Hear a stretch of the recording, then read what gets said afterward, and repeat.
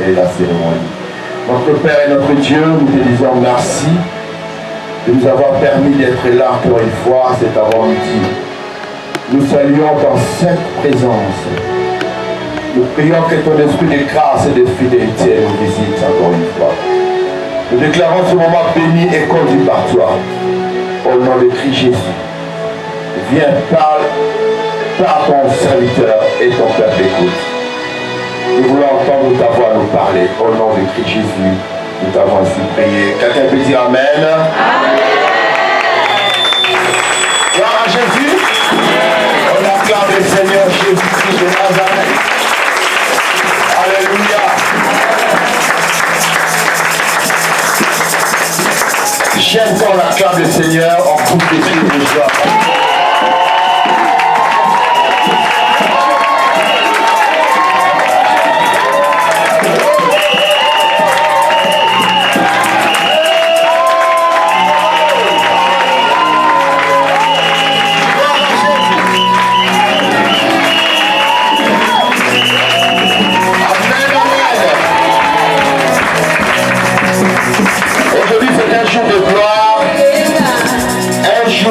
Merveilleux que Dieu va davantage se glorifier à ce lieu. Nous saluons sa sainte présence au milieu de nous. J'aime bien qu'on acclame le Seigneur.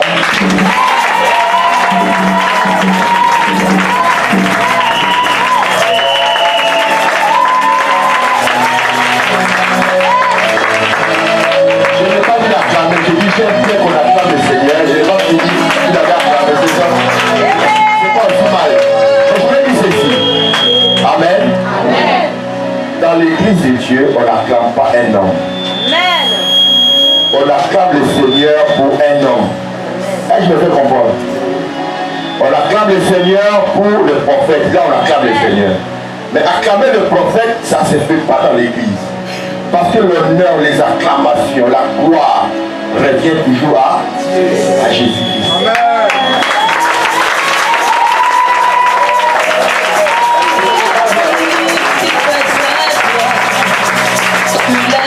Moi, quand on dit acclamons papa Louaou, moi-même je n'acclame pas, je te regarde vraiment.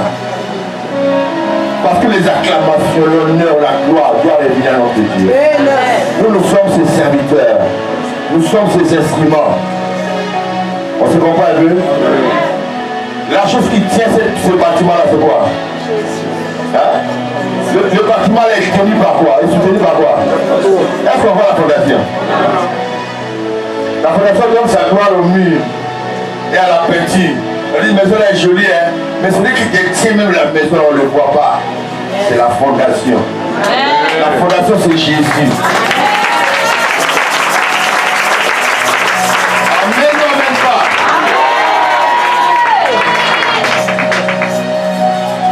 Avant de passer à l'ordination et à la consécration, parce que nous avons des services à faire aujourd'hui, nous allons ordonner des pasteurs et nous allons consacrer un pasteur. Et je crois que Dieu a déjà béni cette cérémonie. Et Dieu est dans ce programme-là. Gloire à Jésus. J'ai un thème à partager avec vous que j'ai nommé l'écho dans le ministère. Quelqu'un peut répéter après moi? L'écho dans le ministère. Encore? L'écho dans le ministère. Le ministère, on peut appeler ça autrement aussi les services. L'écho dans les services. L'écho dans les ministères. L'écho, c'est un son. Amen. Amen. Ok, on peut s'asseoir maintenant. Nous allons ouvrir nos Bibles dans le livre d'Exode, chapitre 28. Nous allons lire seulement un verset, le verset 35. Quelqu'un peut vous faire la lecture rapidement? Exode 28, verset 35. Aaron s'en revêtira pour faire le service. Quand il entrera dans le sanctuaire devant l'Éternel, et quand il en sortira, on entendra le son des clochettes. On entendra le son de la des clochettes. Et il ne mourra point. Amen. Gloire à Jésus. Amen. Je vais vous amener d'abord dans l'Ancienne Alliance, dans Exode au chapitre 28, le verset 35 seulement. On nous présente ici un souverain sacrificateur appelé Aaron, qui avait pour devoir de présenter les sacrifices à l'Éternel d'une manière annuelle pour le peuple d'Israël, pour l'expiation de leurs péchés. Dans l'Ancienne Alliance, ce dernier avait une tenue sacrée qu'il portait, qui le différenciait des autres sacrificateurs, parce qu'il était le souverain sacrificateur, Aaron. Et sa tenue était composée d'une tunique qu'il mettait, il portait d'abord la tunique, et sur la tunique, il mettait la robe bleue, la tunique était blanche, il mettait la robe bleue, et au-dessus de la robe bleue, il mettait ce qu'on appelle l'étoffe. Quelqu'un comprend? Et sur l'étoffe, il y avait ce qu'on appelle les pectorales. Qui venaient sur l'étoffe. Les pectorales étaient là. Mais nous n'allons pas parler de pectoral, nous n'allons pas parler de l'étoffe, nous n'allons pas parler de la robe, nous n'allons pas parler de la tunique, nous n'allons pas parler des tiares, tous ces éléments-là. Nous allons parler d'un élément qui était très capital, qui attire notre attention ce matin. C'est sur la robe bleue que Aaron, le souverain sacrificateur, portait. Il y avait des clochettes en bas, entremêlées avec des grenades. Ce n'est pas des grenades qui crachent le feu, hein. C'est des fils tissés et puis il y a des boules façon là en bas. Vous voyez un peu, non? Souvent c'est dans le rideau. Vous voyez un peu des boules façon là, voilà. Donc il y avait ces grenades là, et maintenant entre les deux grenades, il y avait la clochette d'or. Et cette clochette avait un devoir particulier à réaliser pendant que le frère sacrificateur travaillait dans les sanctuaires. Le verset nous dit qu'Aaron s'en revêtirait pour faire le service. Quand il entrera dans le sanctuaire, on attendra les sons des clochettes et il ne mourra point. C'est-à-dire, quand Aaron va se mettre à travailler dans le sanctuaire, lui, sa place particulière, c'était le lieu très saint. Il y avait le lieu saint et il y avait le lieu très saint. Maintenant, dans le lieu saint, les sacrificateurs et les souverains pouvaient entrer là-bas facilement. Mais dans le lieu très saint, était réservé spécialement pour le sacrificateur, le souverain sacrificateur. Maintenant, tu avais mis sur le souverain sacrificateur, sur la robe bleue, les clochettes qui permettaient au souverain sacrificateur, quand il travaillait, ça émettait un son. Et le son permettait au sacrificateur, au peuple israélien, de comprendre que le souverain sacrificateur est vivant. Grâce au son qu'émettaient les clochettes d'or. Maintenant, il y avait une condition. Quand le souverain sacrificateur travaillait, les clochettes devaient toujours résonner. Ça ne devait pas s'arrêter. Ça devait toujours continuer à émettre un son. C'est-à-dire quand il bouge, on entend brin, brin, brin, brin, brin, brin, brin, brin. Tout le monde est convaincu que le souverain sacrificateur est vivant. Parce que le lieu très saint, c'était un lieu où le péché n'avait pas le droit d'y entrer. Quand tu rentres avec le péché, tu vas mourir dedans. Maintenant, la Bible nous dit que on entendait les sons du clochette, et quand on entendait les sons des clochettes, cela permettrait au souverain sacrificateur de ne pas mourir. C'est-à-dire, s'il y a plus de sang, automatiquement, il y a quoi? La mort qui frappe. Amen. Amen. S'il n'y a plus de sang, la mort frappe le souverain sacrificateur. Et quand il y a le sang, tout le monde est au courant que le souverain sacrificateur n'est pas mort, mais il est vivant et il est en train de travailler.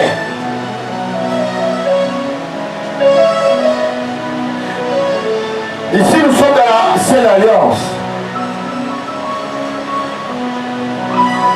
Nous avons des clochettes d'or et nous avons les sons qui émettaient les clochettes. Et nous avons le sacrificateur, le souverain sacrificateur lui-même.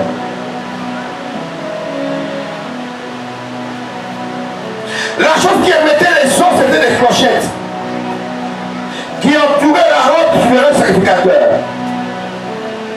C'est ça que j'appelle le ministère. Qui avec moi le ministère? Le ministère. Le ministère que Dieu nous donne, ce sont des clochettes. Amen. Amen. Et nous, nous sommes des ministres de la parole. Mais les ministères sont des clochettes. Et quand ça émet les sons, c'est le Saint-Esprit. C'est l'action du Saint-Esprit dans le ministère. Quelqu'un comprend? Amen. Parce que le Saint-Esprit lui-même, dans sa nature, dans ce qu'il est, il aime le bruit. Saint-Esprit aime le bruit et puis le mouvement. Saint-Esprit n'est pas statique. C'est comme Paul a posé la question aux disciples de Jean: avez-vous reçu le Saint-Esprit quand vous avez cru? Il dit: nous n'avons jamais entendu dire qu'il y a un Saint-Esprit. De quoi ça encore? Il dit: ah, ça se voit. C'est parce que quand je vous vois, on sent que vous l'avez bien reçu. Parce que la personne qui a reçu le Saint-Esprit le met en quoi? En mouvement. Et il va émettre un son. Quelqu'un comprend?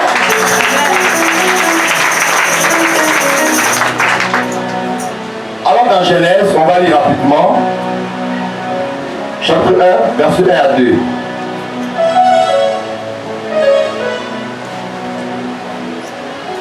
Genèse 1, verset 1 à 2. Au commencement, Dieu créa les cieux et la terre. La terre était informe et vide. Il y avait des ténèbres à la surface de l'abîme. Il y avait des ténèbres à la surface de l'abîme. Ça, c'est la peur du ténèbre, à la surface de l'abîme. Maintenant, le Saint-Esprit est où? Et l'Esprit de Dieu, se mouvait au-dessus des eaux. On dit l'Esprit de Dieu faisait quoi? Se mouvait au-dessus des eaux. On ne parle des ténèbres à la surface de l'abîme. Lui, il ne bouge pas, il est là, calé. Mais quand on va toucher le Saint-Esprit, on dit l'Esprit de Dieu se mouvait par définition, c'est être en action, être en mouvement. Lui, c'est sa nature. Il ne peut pas rester statique. Amen. Amen ou amen pas? Amen. On dit l'Esprit se mouvait au-dessus des eaux. Les eaux. C'est le symbole prophétique d'un peuple. Les nations et des langues. Dieu révèle à Jean, les eaux à laquelle la femme est assise, ce sont des nations, des peuples et des langues qui symbolisent les eaux.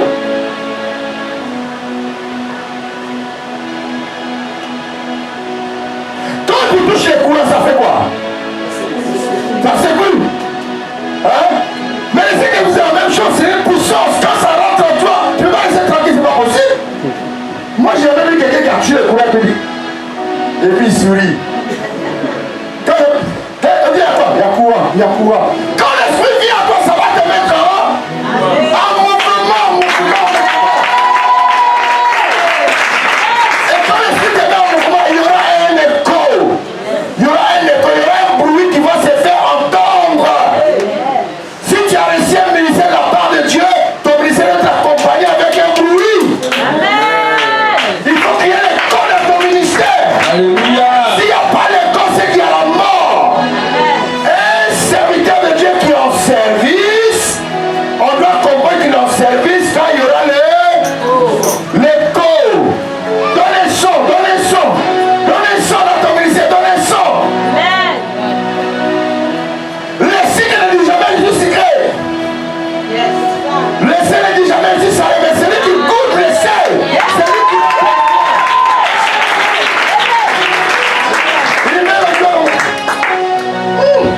C'est salé, hein?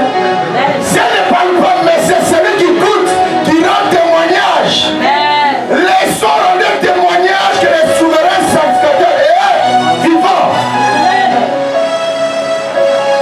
Est-ce que quelqu'un m'entend?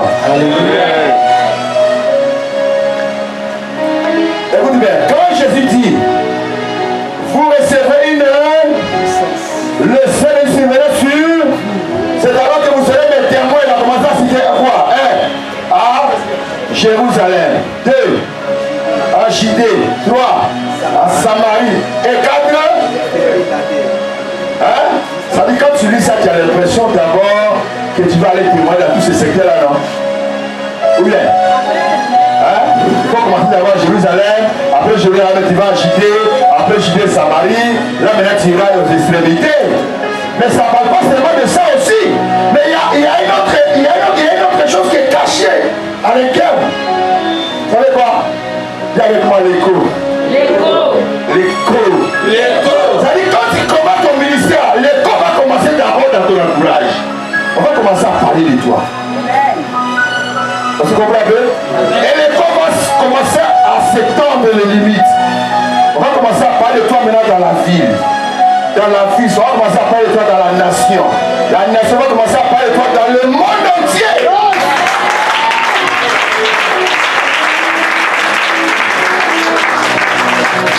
On vient à l'occasion de dire, il y a un pasteur qui a vu ici. Un pasteur? Ah, moi c'est bon. Et puis, voilà le pasteur qui passe. Ah, c'est le monsieur. Ah bon, il est pasteur. Ton voisin ne sait pas que c'est le pasteur. Il y a un problème. Il y a un problème. Parce qu'un pasteur, un évangéliste, un docteur, un prophète, là où il est, il y aura toujours l'écho. On a senti qu'il est là, il est là, il est là. Parce qu'il a reçu en lui un esprit de Dieu. Tu es un sacrificateur en action, en fonction, en mouvement. Il faut que les clochettes retentissent les sons. Parce que s'il n'y a plus de sons, tu es mort spirituellement. Le ministère est mort, on doit te retirer du sacerdoce. Quand le sacerdoce mère, on mettait la corde de pion. On dit, c'est fini. Il dit, il est mort. Il dit, c'est après ça qu'on n'entendait plus rien là.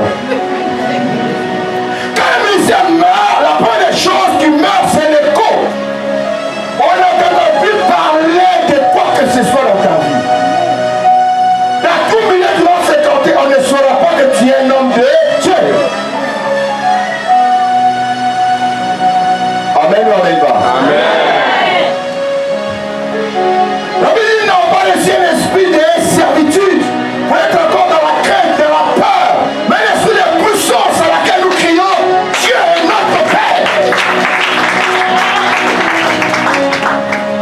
Écoute cette démonstration que Jésus a fait avec Nicodème. Allons dans Jean chapitre 3. Lisons le verset 8. Jean chapitre 3. Verset 8.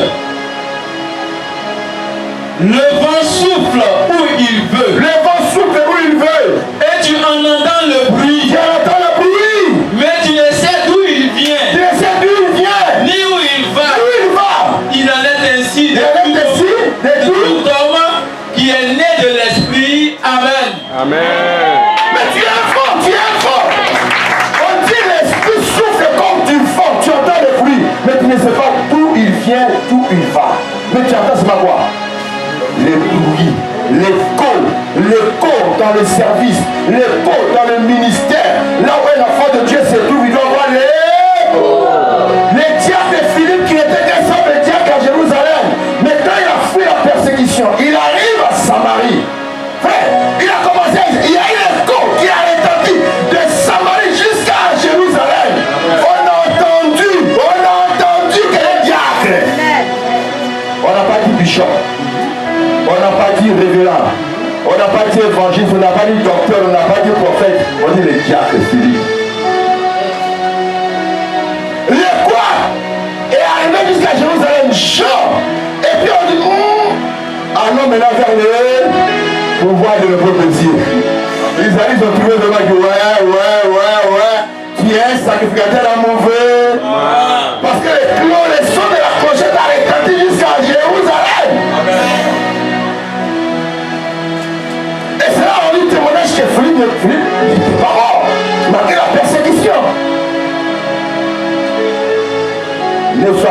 les anciens qui ont témoignage de l'ancien temps. Moi avant là, moi. C'est parce que vous me faites comme ça. Sinon avant là, sinon avant. Oui, elle a compris. Elle maintenant on dit quoi? Amen. Faut demander aux gens. Ils vont te dire ce que j'étais hier. La fin de toute chose vaut mieux que le commencement. Hein? Même dans le monde, nous avons le président Fouillement il y a longtemps. Mais vous aujourd'hui on parle de lui. Ou bien on parle de lui. Parce que les corps, non, ça continue. Ça continue même quand tu n'es pas là. Quand tu sais, on parlera-tu de toi. Mais toi d'être vivant déjà, il n'y a plus de coup. D'être vivant.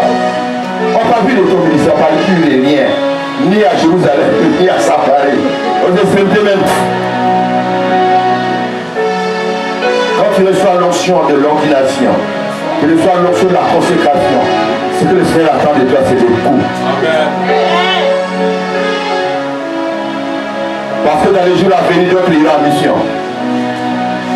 Enfin, quand tu reçois l'onction de la consécration, tu vas en mission.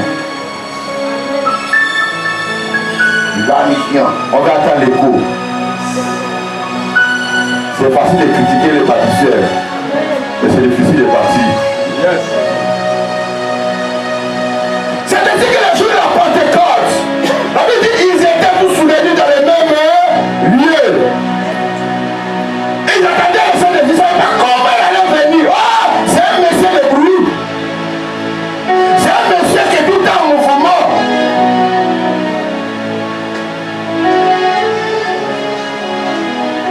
Ne croyez pas aux religieux qui nous fait croire les Saint-Esprit, prendre la cendre, il met sur le front, dit voilà, reçois le Saint-Esprit, l'Esprit de Dieu, Amen. Au nom du Père et du Fils et du Saint-Esprit. Non, lui ne vient pas comme ça. Non, non, non. Lisons c'est Actes des Apôtres. On prend Actes 2, verset 1 à 2 seulement. Acte 2, verset 1 à 2. Il est écrit. Le jour de la Pentecôte, ils étaient tous ensemble dans le même lieu. Tout à coup, écoute bien, tout à coup, il vint du ciel un bruit. Il vint quoi? Du ciel un bruit. Mais pourquoi il ne fait jamais? Pourquoi il ne descend pas dessous? Ah, ça me rappelle mon papa quand il fait encore l'alcool là. Vous trouvez, papa est venu. Lui il vient toujours à bruit.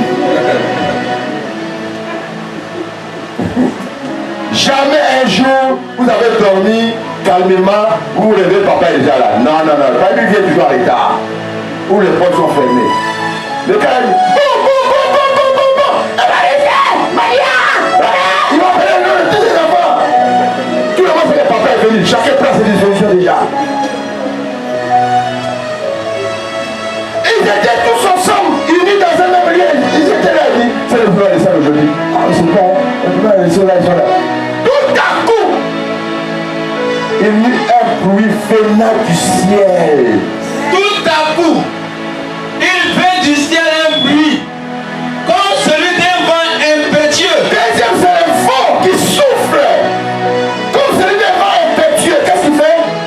Et il remplit toute la maison où ils étaient assis. Amen. Amen. Quand il les a remplis là, automatiquement, cette école est rentrée en eux. Et il y a encore un bruit encore dans la salle. Fallait Pierre, Jean, Jacques, tous les autres qui étaient timides, à mettre la timidité à disparu. Ils ont commencé à prier.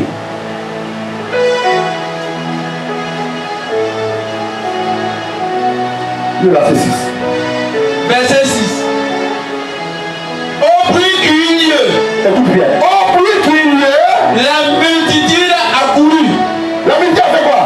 A couru. Qu'est-ce qui a fait courir la multitude? Le bruit. Il a évangélisé?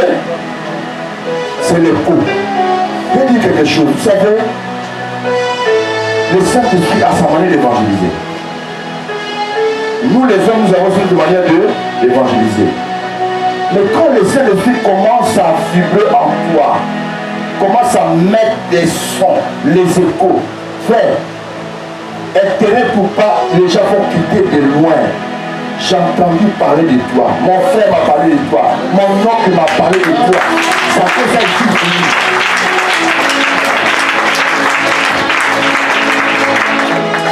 Il dit avant Samaritaine, celui qui boit contre cette eau aura toujours soif. Mais celui qui boira de l'eau que moi je lui donnerai n'aura plus jamais soif. Car cette eau deviendra en vous, deviendra en vous une source des eaux vives. Quand on parle de la source, qui a déjà vu une fois la source qui se déplace? Vous voyez, chercher les gens pour venir puiser. Vous êtes assis, voilà la source qui se déplace avec l'eau. La source, je suis là. Non, c'est la source qui fait déplacer les gens. Les gens se déplacent pour aller vers la source, pour venir puiser. Jean était dans le désert, les gens se déplaçaient pour venir puiser. Il faut que chacun de nous s'arrange pour que son ministère, sa chrétienté ait des échos, et des échos positifs qui vont attirer les uns et les autres à venir à Jésus.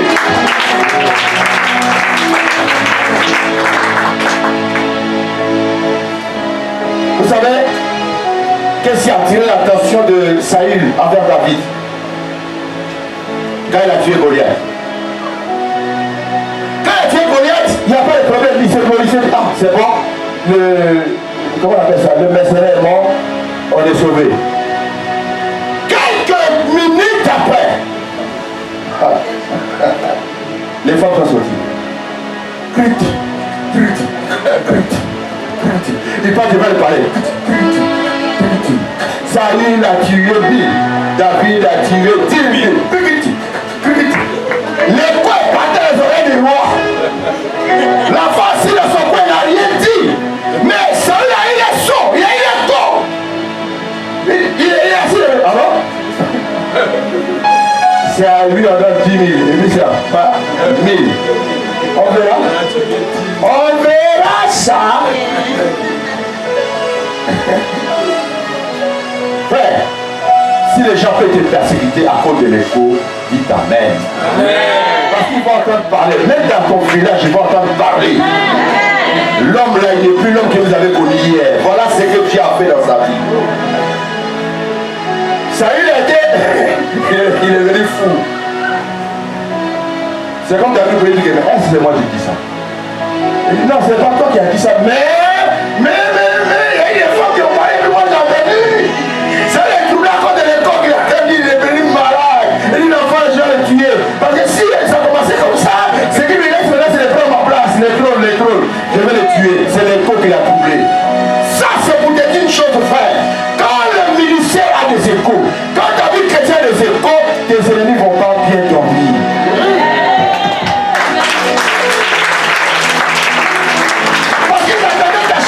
Ils appellent ta mort. On est d'accord? Qu'ils soient au Gabon, qu'ils soient aux États-Unis, qu'ils soient en France ou bien en Europe en général, frère, je te dis quelque chose. Quand Dieu va te bénir, quand Dieu va te visiter, il y aura les faux. Ça va arriver là où il est. Est-ce que tu connais la fille de Jacqueline? Oui. La fille de maladie là, celle qui est tout le temps mourante, elle est plus ça, mais le ministre des Finances, c'est son mari actuel. Il y aura les faux là-bas. Le Saint-Esprit aime ça. Dis avec moi, le Saint-Esprit aime ça. Le Saint-Esprit aime ça.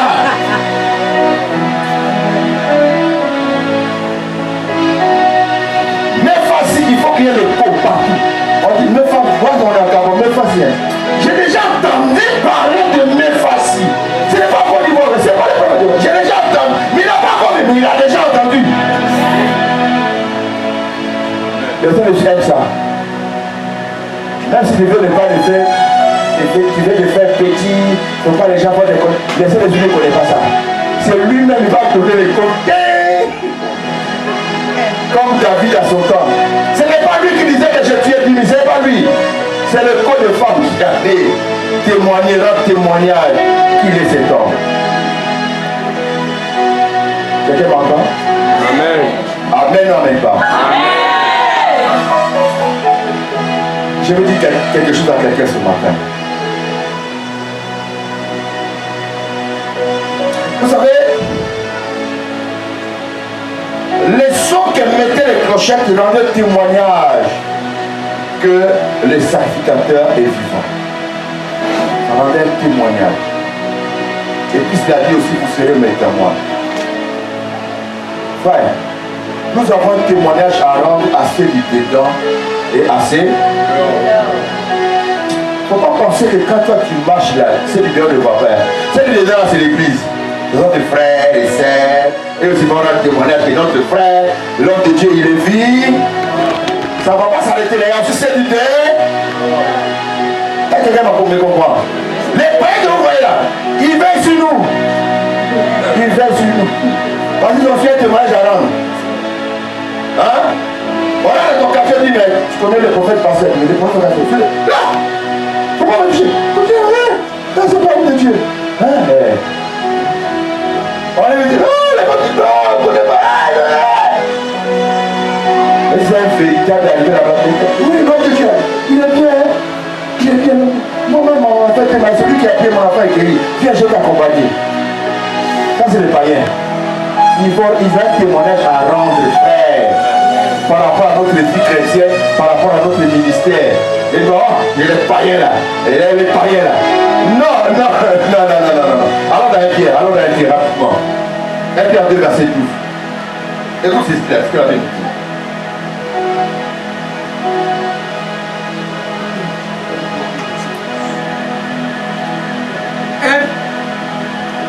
Pierre 2, verset 10. Vous, qui autrefois n'étiez pas un peuple, et qui maintenant êtes le peuple de Dieu, vous qui n'avez pas obtenu miséricorde, et maintenant qui avez obtenu miséricorde. 1 Pierre 2, verset 12. 1 Pierre 2, verset 12. Verset 12. 1 Pierre 2, verset 12. Ayez au milieu des païens. Écoutez bien, on parle au peuple de Dieu. Ayez au milieu de païens, parce qu'ils sont de dehors. Une bonne conduite, afin que là même où ils vous calomnient, comme si vous étiez des malfaiteurs, ils remarquent. Vos bonnes œuvres. Et glorifient Dieu. Au jour où il les visitera. Amen. Amen. La Bible nous dit que vous ne savez pas que vous jugerez ce monde. Vous jugerez les anges. Nous allons juger ce monde, ça c'est à la fin. Mais pendant que nous sommes vivants là, c'est eux là, ils nous jugent. Ils ont un jugement à porter sur nous. Les sons que tu mets de ta vie, de ton ministère, ils ont un jugement à rendre. Il dit de faire attention avec notre manière de vivre, hein, pour ne pas choquer les païens, les gens de ce monde. Mais au contraire, en voyant notre manière de vivre chaste et modérée, ça va les amener à se donner aussi au Seigneur.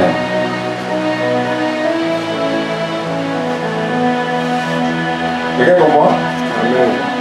Amen ou amen pas? Amen. Voilà pourquoi quand le Seigneur a créé le monde, il a créé le monde dans 6 jours. Le 7e jour, Dieu va se reposer. Il a créé le monde 5 jours, le 6e jour, il va créer l'homme. Réfléchissons ensemble. Pourquoi Dieu va créer les animaux, la verdure, les oiseaux du ciel, les poissons de la mer avant la création de l'homme? Pourquoi il fait ça? S'il commençait par l'homme d'abord, après devant lui il crée tout, l'homme contemple, au moins il voit comment la création vient à l'existence. Mais lui il a fait le contraire. Il a créé le monde d'abord, il a créé les animaux, il a créé tout. L'homme vient le 6e jour. Mais avec quoi Dieu prend pour créer l'homme? La poussière de la terre. C'est pas la terre. C'est la poussière que la terre a pris. C'est ça qu'il a pris. C'est donc tu prends la craie qui est faite comme la poussière de la craie là. C'est ça que tu prends.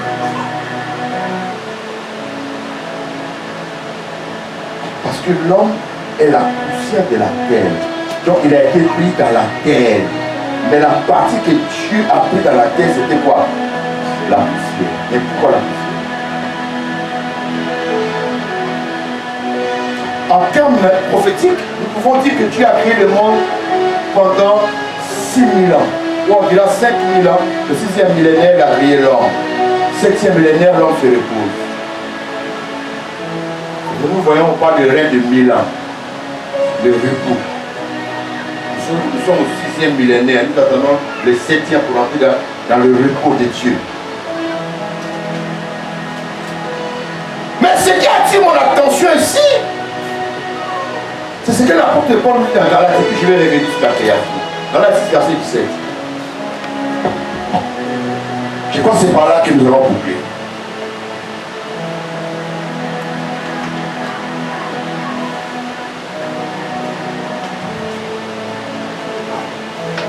Galates 6, verset papa. Verset 17. Verset 17. Que personne désormais ne me fasse de la peine, car je porte sur mon corps. Écoute bien, il dit je porte, car je porte sur mon corps les marques de Jésus. les marques de Jésus. Mais qu'est-ce que les marques de Jésus? Il dit sur son corps, il porte les marques de. Ça dit quand Paul marche comme ça, on voit sur son corps les marques de Jésus. Sur son corps, on voit les marques de Jésus. Je ne parle pas de tatouage. Où c'est écrit sur Jésus, Christ le Seigneur, Jésus roi des rois, Jésus-Christ, les serviteurs. Non, hein? Il dit, il portait sur son corps le marque de Jésus-Christ. Voilà la vision de Dieu pour son peuple. Voilà la vision de Dieu pour l'Église, pour les serviteurs. C'est-à-dire quand Dieu a commencé à créer le monde, l'homme n'était pas encore appelé à l'existence. Quand il a créé la vertu, il a créé les arbres, il a créé les animaux. Dieu a voulu passer 5 millénaires pour permettre à tout animal vivant sur le sol du paradis, tous les arbres vivant sur le sol du paradis, que chacun jette quelque chose sur la terre. C'est pas très bien ici. C'est-à-dire quand les branches se cassent, ça tombe par terre. On est d'accord? Les lions passent, ils laissent les traces où? Sur la terre. Les éléphants, quand ils défèquent, ça reste sur la terre. Les feuilles qui tombent, ça reste sur la terre. Dieu a attendu que ça devienne sec. Quelqu'un comprend? Quelqu'un comprend? Dieu a attendu que ça devienne sec. C'est mêlé avec la poussière. Les traces de pattes des lions, les traces de pattes de tigre, les traces de pattes d'éléphant, c'est resté sur la poussière. Parce que sur la terre, on ne peut pas voir les traces. Mais sur la poussière, on voit les traces. Et Dieu, le 6e jour, il va commencer maintenant à rassembler la poussière de la terre. En rassemblant sur la terre, il va rassembler les traces d'éléphants, les traces des lions, les traces des hippopotames, les traces de tous les animaux qui marchaient sur la terre, le feuille, les écorces. Il a réuni toutes ces traces-là. Et puis la soulevé, c'est devenu l'homme. L'homme porte à lui toutes les traces de tous les animaux. Parce qu'il a besoin d'être dominé. Quand les gens te regardent, il appelle. Tu deviens la tunique de Joseph. Tous ses frères avec une seule couleur. Mais je dis avec toutes les couleurs de ses frères dans sa tunique. Il a compris qu'il va dominer sur nous. Et si nous portons la marque de Christ à nous, frères, on doit sentir l'onction en nous. Parce que ça fait partie de la marque de Christ en nous. Il y a l'onction, il y a le miracle, il y a la délivrance, il y a la puissance de Dieu. Ce sont les marques de Christ dans la vie d'un enfant de Dieu. Amen. Il doit porter ça sur toi. On n'a pas besoin de porter gris-gris. Non, ça y est en nous. C'est gravé dans notre corps. On touche, tu reçois. Amen. C'est ça qui va retentir l'écho partout. On est d'accord? Quand je suis parti en mission au Congo-Brazzaville, quand j'ai pris des délivrances, quand j'ai dit Dieu va révéler les choses, il y a des visions. Les visions, j'ai dit Jésus va apparaître, Jésus apparaît. Le pasteur qui m'a invité, il a dit, bon, regarde quelque chose de ce petit là. Là, j'avais encore 28 ans. Il m'a pris en train de lire un livre. C'était sur le ministère, les 5 ministères des dons spirituels. Il a regardé, il dit, c'est pas dans le livre là, il reçoit la puissance. Il me dit, je ne sais pas voir le livre là. Moi, ça, tu veux lire? Oui, donne-moi ça. Moi, je vais animer le séminaire le soir, c'est le dernier jour. Moi, je l'ai donné. Il a pris le papier gardé. On va voir s'il aura quelque chose le soir là. Non, non, ça y est à nous. Qui avec moi, ça y est à nous. On n'a pas besoin de porter la croix, non, ça y est à nous.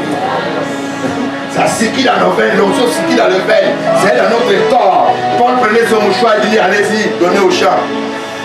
Ça touche, les gens sont guéris. Pierre passe l'ombre et guérit le malade. Ça y est à nous, ça y est à nous. Nous portons le marque de Christ en nous, frère. Amen. Le monde dit, tu sais qui je suis. Toi, tu dis, ah, tu sais qui moi je suis. Celui à qui je porte le marque, il est avec moi. Il a fait la promesse à l'église, je ne vous laisserai pas orphelin, je serai toujours avec vous jusqu'à la consommation du temps. Il est là toujours avec nous. Soyons des hommes de Dieu, des enfants de Dieu, dont le ministère retentit l'écho. J'ai avec moi l'écho. L'écho dans ma vie. L'écho dans mon ministère. Dans ton quartier, dans ta ville, dans ta nation. On doit savoir que tu es là. Tu es un homme de Dieu, tu es un servant. On doit sentir ça. L'écho doit rendre témoignage de qui tu es. Amen, amen pas. Amen, amen pas. Quand il y a l'écho, il y a un retour. Est-ce que vous savez ça? Hein? Frère, une fois j'étais dans une tunnel en bas de la mer. En bas de l'océan, disons. Le blanc est trop fort. Vous avez fait un tunnel en bas, on traverse, on est dans la fortune, on est en bas, on est dans l'océan. Et l'homme de Dieu a regardé la voiture, il dit, pasteur, elle dit qu'on est dans l'océan. Moi je dis, comment dire? On est dans l'océan ou là, là. Moi je dis, ouais. Allô, tu attends? Allô.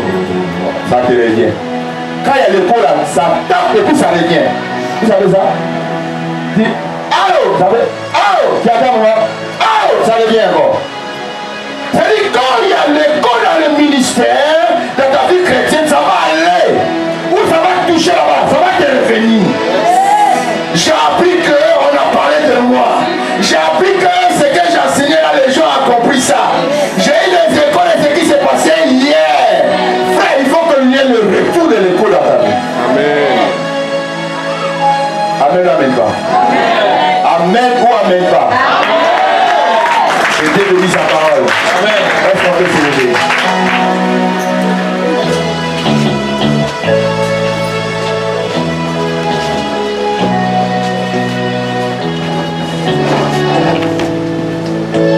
Je veux que chacun de nous élève la voix vers le Père. Nous allons prier le Seigneur afin qu'il bénisse sa parole et que le Père puisse nous soutenir pour que notre ministère, notre vie chrétienne ait les échos positifs et que nous ayons des retours positifs. Que le Seigneur pour ça. Prions ensemble au nom de Jésus.